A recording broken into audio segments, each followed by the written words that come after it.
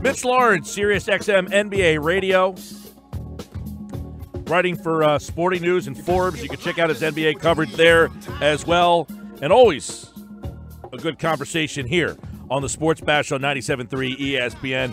I don't know where to go, Mitch. What's the story of the NBA so far? 10 games in, what sticks out? I'll make it easy. It's the Sixers for your guys, right? The Sixers are the story of the NBA, not the Cavs, not the Rockets, not the Knicks. It's the Sixers.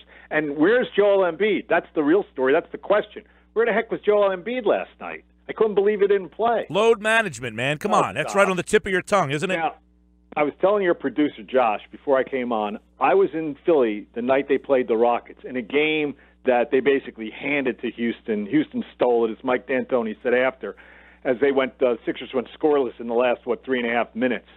And they should have won the game. But anyway, Joel Embiid played, I forgot how many minutes, but after 9 minutes of game action, he was basically passing out on the court. He was doubled over, grabbing his shorts. He was totally out of shape. Well, if the problem is you're not in game condition, there's really only one way to get in game condition.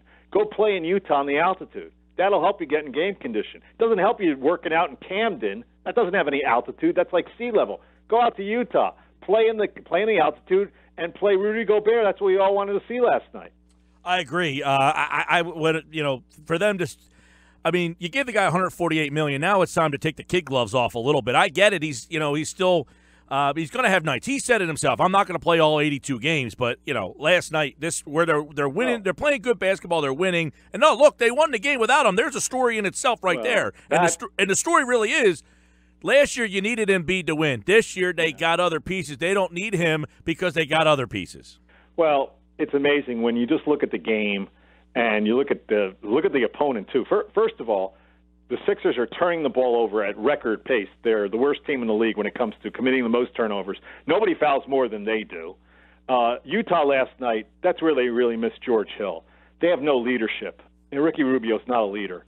And after the game, the Utah players were complaining or basically moaning about the fact that, we got to bring it. We've got to learn how to be more professional. Well, that's George Hill. George Hill prevented a lot of games like that last year for him, and they basically let him go. And they didn't replace their leader. Yeah, they lost Gordon Hayward. That's the loss everybody talks about. So the Sixers caught a break in that way, but the Sixers obviously do a lot of things right. Even though they're very much flawed when it comes to fouls and turnovers. They're number 2 assist team in the NBA. They look for each other. They got a great young rising point guard. Right now Ben Simmons is the runaway winner for the Rookie of the Year. He's been unbelievable. His shooting has really been a revelation, more than his passing, because nobody thought he would shoot this well, Mike. But you know what?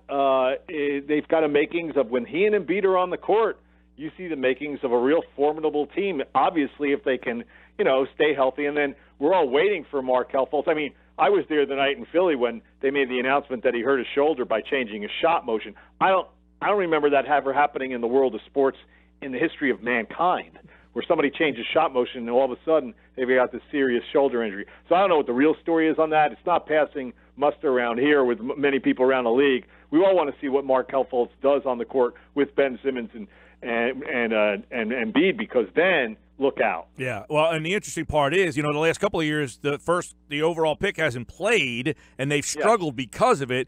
The fact that they don't need the number 1 overall pick to have success, that tells you where this team is heading. Simmons gets everybody involved, and J.J. Redick has helped in a lot of big ways. Their best win of the year has got to be the win in Houston, right? That's a team that's sitting atop the Western Conference. And Mitch, not only to beat them in Houston, the way you lost to them a week before, the fact that they recovered and learned from their mistakes. Well, I see they play Golden State twice in a week period coming up. Let's see how they do with those guys. But, it's exciting look, it's like here.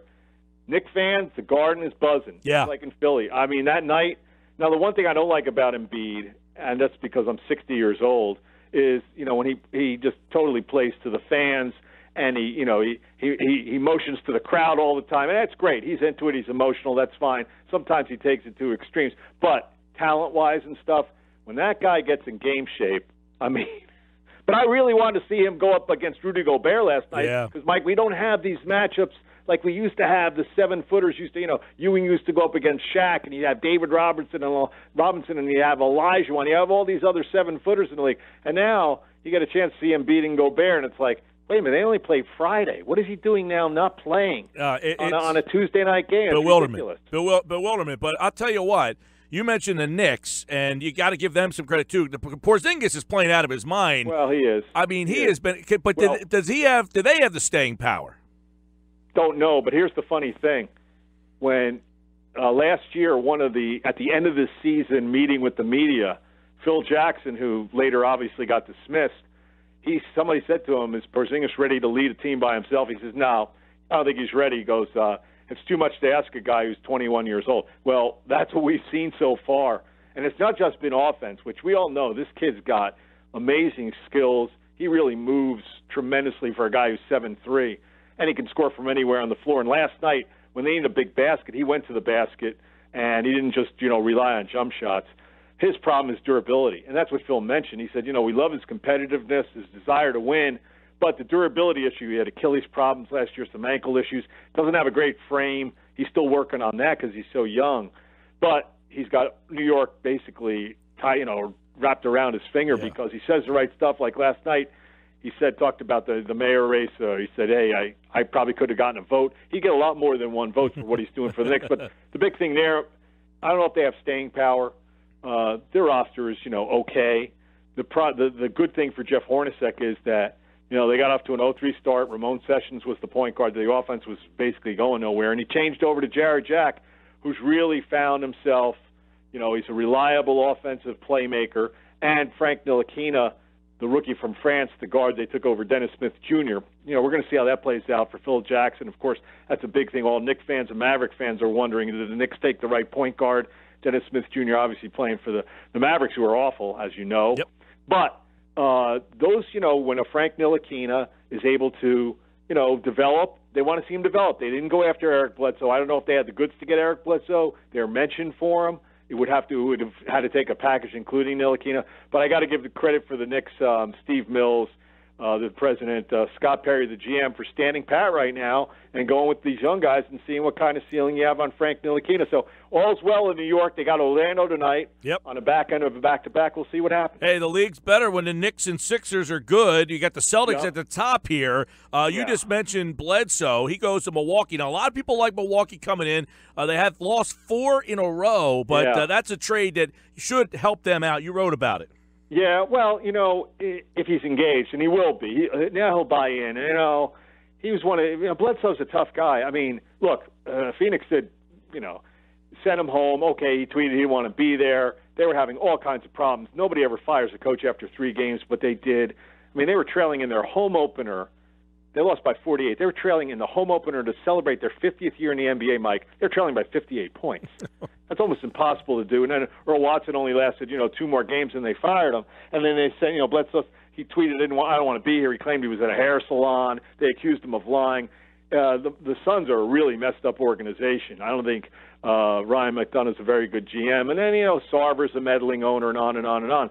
But for Bledsoe, he got fined $10,000 for the action. I think that was pretty good money well spent, as they say, because he lands in a place in Milwaukee that's perfect for him. Yeah. I mean, he'll be the starting point guard. He's going to help that. They have one of the worst pick-and-roll defenses in the NBA. They can't stop anybody. And offensively, they don't play with very good pace. They don't get the ball up, and he'll push the ball.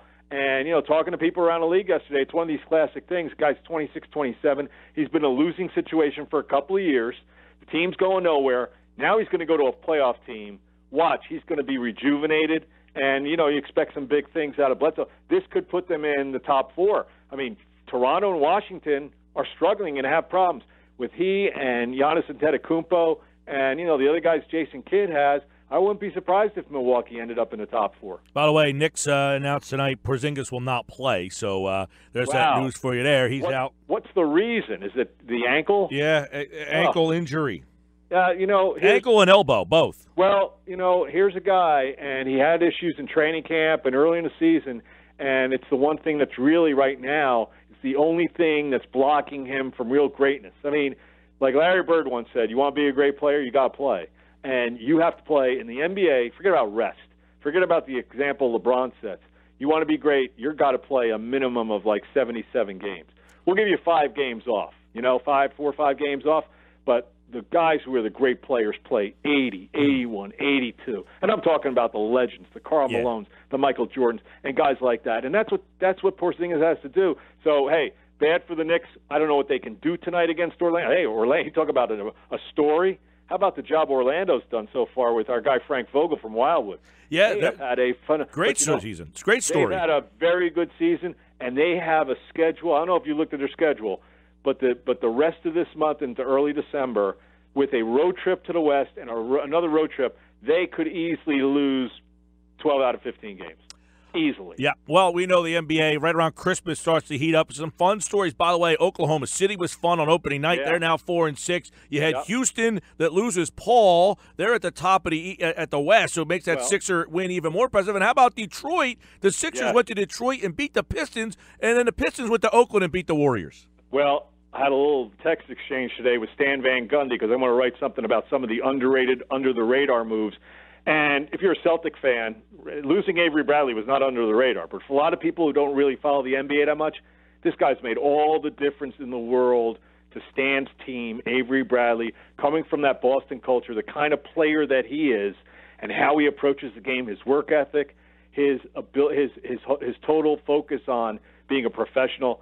If you look at that team with guys like Andre Drummond and Reggie Jackson, this is exactly what Stan Van Gundy needed to get that team turned around and being, a team that, plays hard every night and tries to just fight you every night. And he didn't have that before. That's a great move for Detroit getting Bradley. So, yeah, that's another good story. You're right. A lot of good ones. Mitch Lawrence throughout the NBA season. We'll chat about them here. And don't forget, check out Mitch on SiriusXM's NBA radio and live here on the Sports Bash throughout this NBA season, which has turned out to be entertaining here locally, finally, at Mitch_Lawrence on Twitter. Thanks, Mitch. All right, Mike. Good talking to you.